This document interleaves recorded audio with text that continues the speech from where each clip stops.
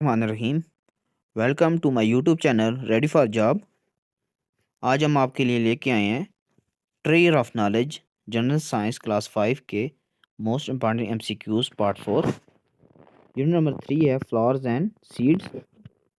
तो चलते हैं वीडियो की जानब। क्वेश्चन है 163। Which of the following part of plant is very important and attractive? Option है leaves, option B flowers, option C stem, option D none of these. तो इसका आंसर है फ्लावर्स। जो फूल होते हैं बहुत अट्रैक्टिव होते हैं, जिनकी तरफ इंसेक्ट्स और बाकी जो हनी बी वगैरह हैं वो अट्रैक्ट करती हैं फ्लावर की तरफ। अगला क्वेश्चन है dash is the productive part in the flowering plants?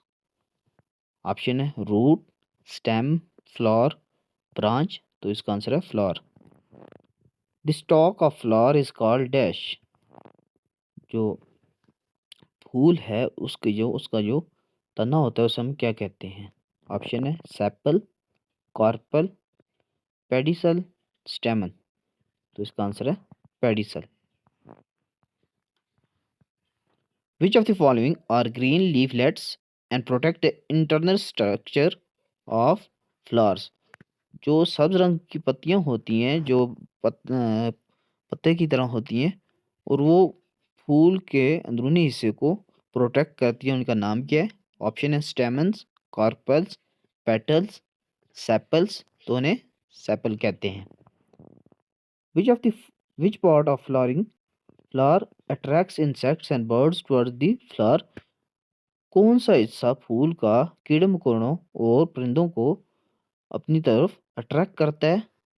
Option है पेटल्स, सेपल्स, एंथर, स्टाइल। तो इसका आंसर है पेटल्स।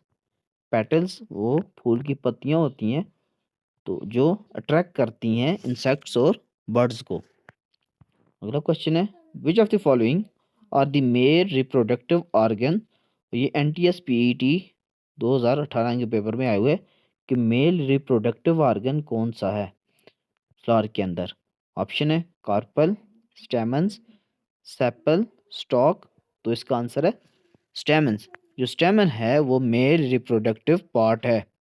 अगला क्वेश्चन है the male reproductive part of flower consist of? जो फ्लावर का मेल रिप्रोडक्टिव पार्ट है वो किस पर मुश्तमिल होता है?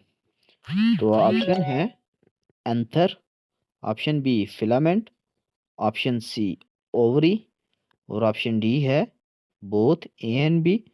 तो इसका करेक्ट आंसर है बोथ ए एंड बी। जो मेल रिप्रोडक्टिव पार्ट है स्टेमन, तो वो दो हिस्सों पर मुश्तमिल होता है, एंथर और फिलामेंट पर। अगला क्वेश्चन है in which part of flower pollen grain are form? फूल के कौन से हिस्से में पोलन ग्रेन्स बनते हैं? ऑप्शन है एंथर। तो इसका करेक्ट आंसर है anther. It is long stock shape structure. Option है anther, filament, ovary, style.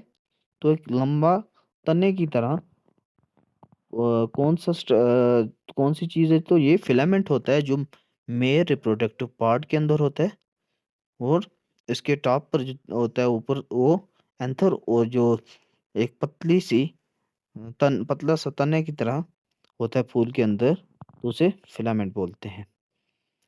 Which one of the following is the female sex organ? जो फ्लावर है उसमें कौन सा फीमेल सेक्स ऑर्गन है? ऑप्शन है स्टेमन, कार्पल, पेटल, सेपल। तो इसका आंसर है कार्पल। Carpel consist of?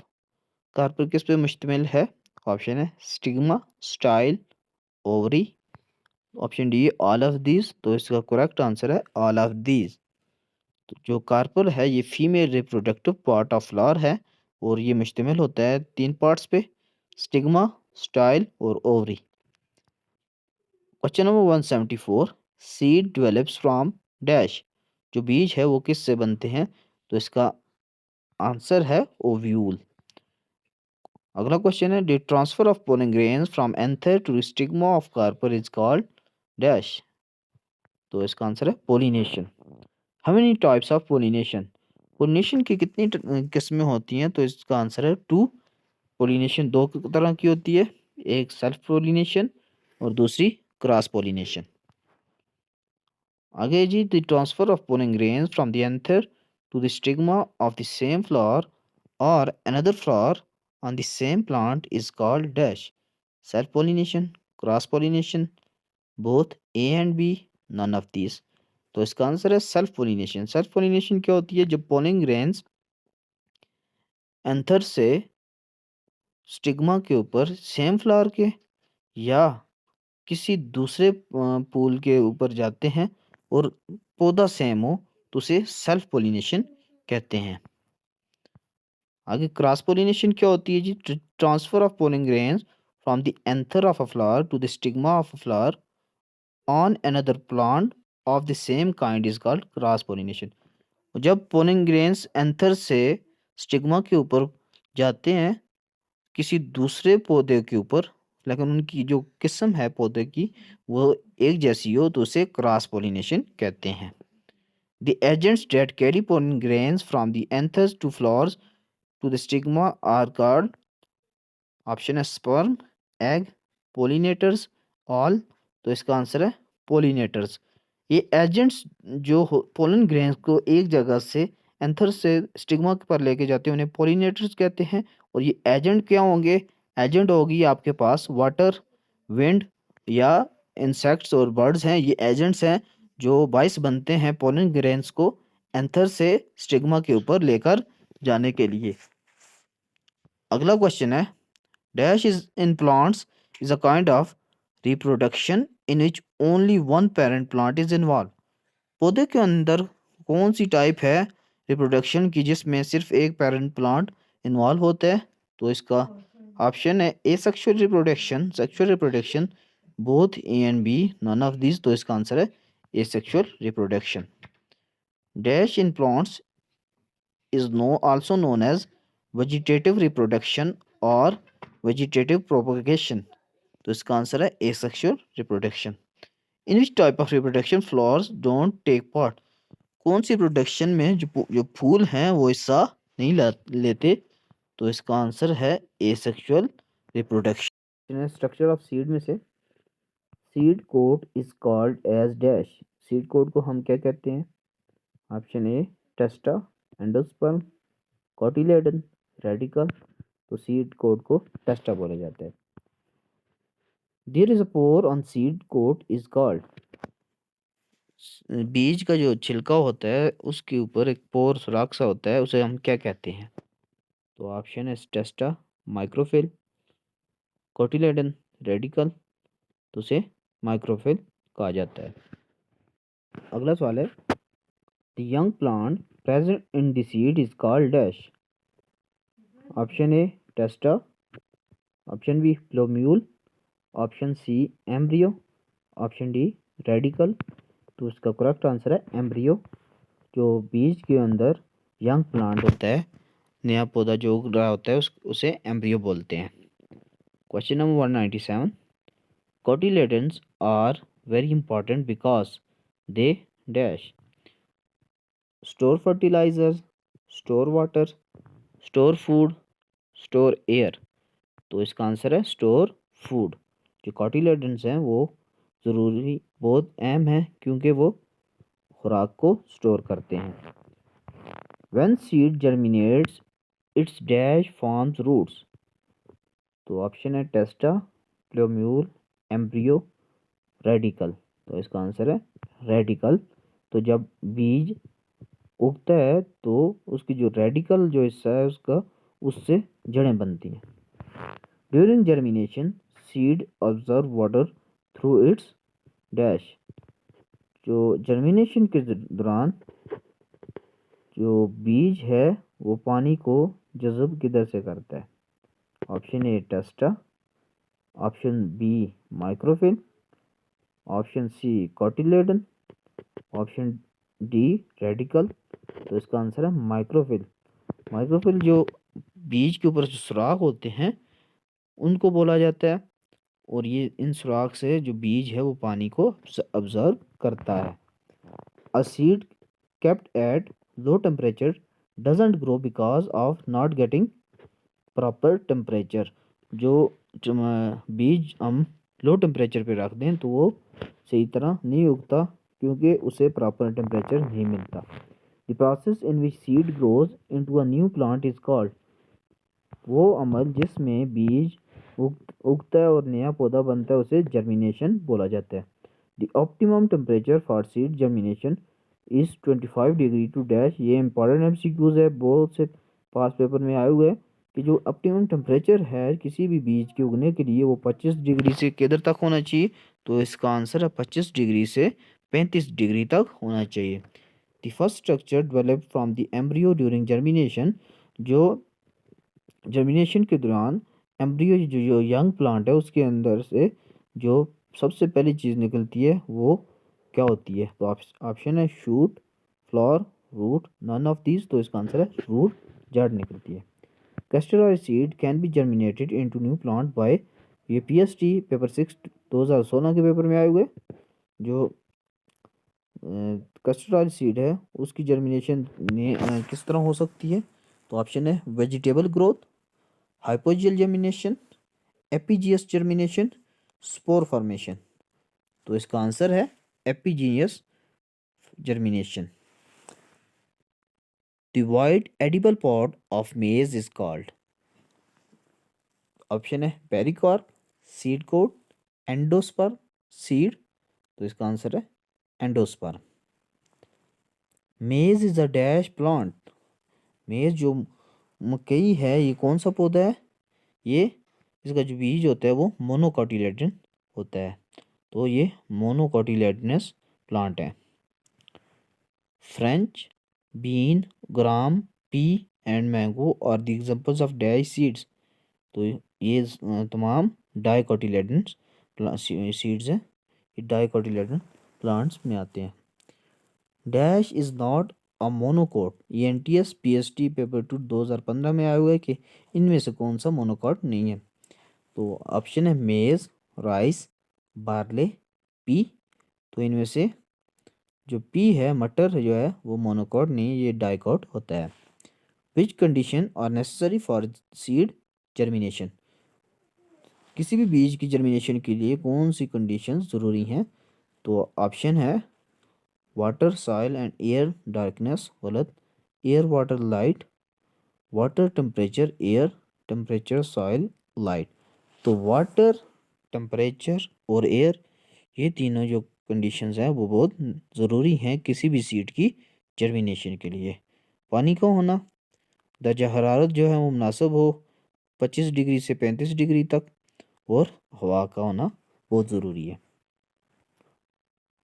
अगला क्वेश्चन है एनवायरमेंटल पोल्यूशन से, और environment land, water, air and और सराउंडिंग्स मेक और इन्वायरमेंट, खुशकी, पानी, हवा, हमारे इर्द गिर्द जो कुछ है ये हमारा माहौल बनाते हैं।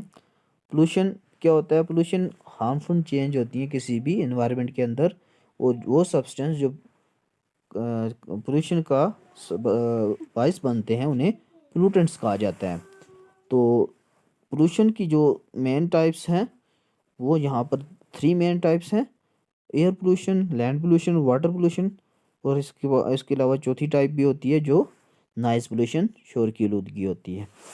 Air pollution causes asthma, skin and I allergies, headache and lung cancer. हवा की आलूदगी से आपको अस्थमा की बीमारी, जल्द की बीमारी, आँखों की एलर्जी, सर में दर्द और आपके फेफड़ों की बीमारियां लगती हैं जो हवा में आलूदगी है उसकी वजह से। ओजोन लेयर क्या है, वो क्या करती है, प्रोटेक्ट करती है हमारी ज़मीन को सूरज की ख़तरनाक रेस से।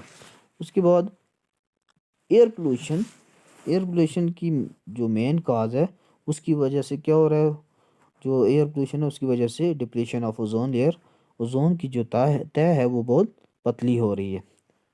Biodegradable materials, those materials which degraded by nature, example of biodegradable materials are dead animals, plants and left over foods. जैसे कोई पौधे या जानवर गल सड़ जाते हैं उन्हें बायोडिग्रेडेबल मटेरियल बोला जाता है। नॉन बायोडिग्रेडेबल मटेरियल्स, वो मटेरियल जो नेचुरल मेथड से वो डिग्रेडेबल बायोडिग्रेडेबल नहीं हो सकता, तो उसे हम नॉन बायो डिग्रेडेबल मटेरियल बोलते हैं। और इसमें प्लास्टिक बैग्स हैं जिस तरह वो, या एम्प्टी कैन्स हैं, इलेक्ट्रिसिटी वायर्स है, फ्यूज़, बल्ब और ब्रोकन पार्ट ऑफ मशीन, ये नॉन बायोडिग्रेडेबल मटेरियल हैं जो नेचुरली खुद ब खुद जो हैं वो ख़त्म नहीं होते। The main cause of air pollution is burning of fuels. हवा की आलूगी की सबसे बड़ी वजह क्या है कि बर्निंग ऑफ फ्यूल, जो ईंधन जिस तरह गाड़ियों में पेट्रोल डीजल वगैरह ये इस्तेमाल होता है, तो उसकी वजह से गाड़ियों में से धुआं निकलता है, तो वो एयर पोल्यूशन के बायस बनता है। द थ्री आर क्या है? Reduce, reuse and recycle. Reduce का मतलब है कम करना, रीयूज दोबारा इस्तेमाल करना है, और रिसाइकल किसी चीज़ को दोबारा बनाना। Things around us make our environment. जो चीज़ें हमारे इर्द गिर्द हों वो हमारा माहौल बनाती हैं। Living things get from their environment. माहौल से कौन सी चीज़ें हमें मिलती हैं? Food, oxygen, water, all of the above. तो इसका आंसर है ऑल अबव। ये तमाम चीज़ें हमें माहौल से मिलती हैं। The addition of harmful and unwanted material in environment are called. तो हार्मफुल और अनवांटेड मटेरियल जो माहौल में दाखिल हो जाए उन्हें पोल्यूशन कहते हैं। The unfavourable alternation of environment due to human activities is term as pollution. माहौल के अंदर जो इंसानी सरगर्मियों की वजह से जो अनफेवरेबल चीज़ें पैदा की जाती हैं वो पोल्यूशन होती है। Substance that cause pollution are called pollutants. वो सब्सटेंस, वो अशिया जो पोल्यूशन का बायस बनती हैं उन्हें पोल्यूटेंट्स बोला जाता है। Question number 226, pollution is mainly caused by animals, trees, people, birds. तो इसका आंसर है पीपल। तो जो आलूदगी है ज़्यादातर इंसानों की वजह से होती है। Three main kinds of pollution और पीएसटी पेपर 3 में आया हुआ है। तो एयर, वाटर और land. There are dash main kinds of pollution. तो जनरल साइंस क्लास 5 की बुक के मुताबिक जो मेन काइंड्स ऑफ पोल्यूशन है वो 3 हैं। The main cause of air pollution is, air pollution की सबसे बड़ी वजह क्या है कि burning of fuels. Which of the following produce harmful gases. तो इनमें से कौन सी चीज़ है जो ख़तरनाक और नुकसानदेह गैसेस पैदा करती है? Plants, animals, motor vehicles, all of these. तो इसका आंसर है मोटर व्हीकल्स। गाड़ियाँ जो हैं वो हार्मफुल गैसेस प्रोड्यूस करती हैं। विच of the following diseases can be cause by air pollution. कौन सी बीमारियाँ एयर पोल्यूशन की वजह से हो सकती हैं? ऑप्शन है लंग्स कैंसर, डायरिया, कोलेरा, डाइजेंट्री। तो इसका आंसर है लंग कैंसर। फेफड़ों की कैंसर हो सकती है एयर पोल्यूशन से। Toxic matters like mercury, lead, chromium, arsenic, ETC are found in. ये जो जहरीले मादे हैं ये किस में पाए जाते हैं? Fresh water pond, sewage water, rain water, industrial waste. तो इसका आंसर है industrial waste. Air pollution cause diseases of throat, skin, eyes, all above. तो इसका आंसर है ऑल अबव। जो हवा की आलूदगी है ये इन तमाम की बीमारियां पैदा करती है। गले की बीमारी, जल्द की, आंखों की बीमारियां एयर पोल्यूशन से होती हैं। In plants air pollution slows down the process of. पौधों में हवा की आलूदगी किस अमल को कम स्लो कर देती है? तो इसका आंसर है फोटोसिंथेसिस का अमल स्लो हो जाता है। CNG is a dash. CNG क्या है जी? CNG क्लीन फ्यूल है। When fuel is burn in industries produce in the air. जब इंडस्ट्रीज के अंदर फ्यूल बर्न होता है तो वो हवा के अंदर कार्बन डाइऑक्साइड पैदा करता है। Typhoid can be cause by the germs present. Typhoid किस वजह से होता है? जो जरासीम है वो कहाँ पे होंगे? फर्टिलाइज़र, खादों के अंदर पेस्टिसाइड्स, कीड़े मकोड़ों को मारने वाली अद्वियात के अंदर सीवेज वाटर, जो गंदा पानी है उसके अंदर इंडस्ट्रियल वेस्ट, या इंडस्ट्रियल वेस्ट है तो टाइफाइड जो है वो उसके जरासीम सीवेज वाटर में होते हैं। The cause of polluted rain water is, जो रेन वाटर है उसकी पोल्यूशन की वजह क्या बनती है जी? रोड डस्ट नहीं जी, इंडस्ट्रियल वेस्ट, जो इंडस्ट्रियल वेस्ट है वो रेन वाटर की पोल्यूशन का बायस बनती है। पोल्यूटेड रेन वाटर डैमेज, जो रेन वाटर है वो जब आलूदा हो जाए तो वो किसको डैमेज कर देता है, नुकसान हो जाता है? ट्रीज़ को, बिल्डिंग्स को, life in ponds and lakes all above, तो इन तमाम चीज़ों को डैमेज करता है, तबाह करता है और उनको नुकसान हो जाता है। Most polluted river in the world is, सबसे पोल्यूटेड जो दरिया है, सबसे आलूदा दरिया वो कौन सा है? Yamuna, Chenab, Ganga, none of this, तो इसका आंसर है Ganga. The germ present in the sewage of hospital and gutters cause, जो जरासीम सीवेज अस्पतालों के सीवेज में और गटर में होते हैं वो क्या वो जर्म किस में होते हैं जी? किस चीज़ का बायस बनते हैं वो air pollution, water pollution, land pollution, both air and water pollution, तो ये इसका आंसर है वाटर पोल्यूशन का बायस बनते हैं। These are the main cause of land pollution, agriculture waste and fertilisers, chemical spread on crops, solid waste from fertilisers, all of the above, तो ये तमाम जो हैं लैंड पोल्यूशन का बायस बनते हैं। A green house gas that observe energy and maintains earth temperature is called, green house gas कौन सी है जो एनर्जी को ऑब्जर्व करती है और अर्थ का टेम्परेचर मेंटेन रखती है? तो इसका आंसर है carbon dioxide. Which of the following is not a green house gas? Oxygen, methane, ozone, carbon dioxide, तो जो ऑक्सीजन है वो ग्रीन हाउस गैस में नहीं आती। Green house effect is responsible for, ये NTS PST के पेपर में आया हुआ है 2015 में। जो ग्रीन हाउस इफेक्ट है वो किसके लिए जिम्मेदार है जी? Melting of glaciers, rising sea level, dramatic climate change, all of these, तो ग्रीन हाउस इफेक्ट की वजह से ये तमाम चीज़ें होती हैं कि जो ग्लेशियर्स हैं उनकी मेल्टिंग, सी लेवल में राइज हो जाता है, सी लेवल ज़्यादा हो जाता है जी, और क्लाइमेट चेंज होती है, आब हवा में तब्दीली आती है। Global warming refers to the rise in average dash on earth, global warming क्या है जी? एवरेज टेम्परेचर ऑफ अर्थ जो है वो इंक्रीज होता है। Global warming is mainly caused by, NTS PST 2016 और 17 के पेपर में ये आया हुआ है। तो ग्लोबल वार्मिंग का सबब क्या चीज़ बनती है जी? इसका आंसर है कार्बन डाइऑक्साइड ग्लोबल वार्मिंग का बायस बनती है। Global warming is mainly caused by, और ग्लोबल वार्मिंग किससे होता है जी? ये NTS PET 24/8/2019 के पेपर में आए हुए हैं।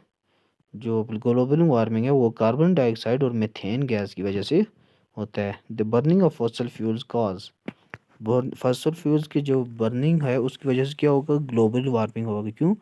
क्योंकि जब फॉसिल फ्यूल्स है, जिस तरह कोयला, पेट्रोल, गैस, डीजल, ये जब जलेंगे तो इनके अंदर से कार्बन डाइऑक्साइड गैस निकलेगी और हवा में शामिल होगी, और इस तरह ग्लोबल वार्मिंग होती है। जो आपके इन्वायरमेंट है उसका टेम्परेचर, आपके ग्लोब का टेम्परेचर, एवरेज टेम्परेचर जो इंक्रीज करता है।